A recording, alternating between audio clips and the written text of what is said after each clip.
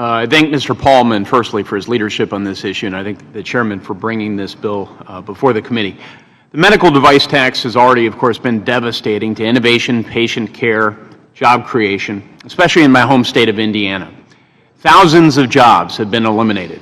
Companies are making the difficult decision to move their product lines and jobs overseas.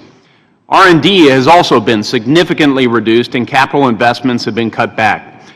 Now, some have said that this tax hasn't had an impact on the industry because the cost would be passed on to the consumer, as if somehow this is a good thing. But the facts dispute this contention. Mr. Chairman, I want to enter into the record a number of letters where suppliers and hospital systems have been clear they wouldn't accept a rise in consumer costs. Without objection. The fact is that the costs of this tax are being borne by medical device providers. And with that in mind, some say it's okay because these are big companies that can absorb this tax. However, this ignores the reality that more than 80% of the nation's roughly 6,500 medical device companies have less than 50 employees. These are small businesses. And one thing we know about small businesses is that small businesses operate on small margins. It's the small companies who develop disruptive technologies that change medical care. But investment dollars in new medical technologies is drying up because these companies are being taxed on their gross sales, not their profits, and therefore they have to send the very first dollar they earn to Washington, D.C., even though in many cases they're many years from paying off their investors and earning a real profit.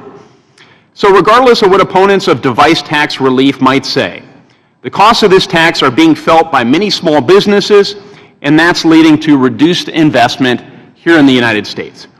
We know this tax is having a negative effect on these businesses and is hurting their efforts to invest resources and create American jobs. In my own district in Indiana, we have a major medical device company that has said, without repeal, they will move a large new device-related product line outside of the United States. Now, their previous plans were to open up 5 new device manufacturing facilities in American towns. But the capital that was set aside for this expansion was instead used to pay this device tax.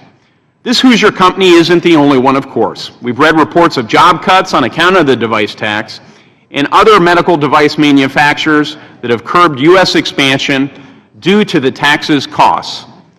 Every day this tax remains in effect, we continue to slow medical advancements, hinder patient care, job creation, and innovation. Today's and tomorrow's patients depend on these cutting-edge, life-saving technologies in order to live longer, healthier lives. So I urge all of my colleagues, Republican and Democrat, finally to repeal this harmful tax. I yield back.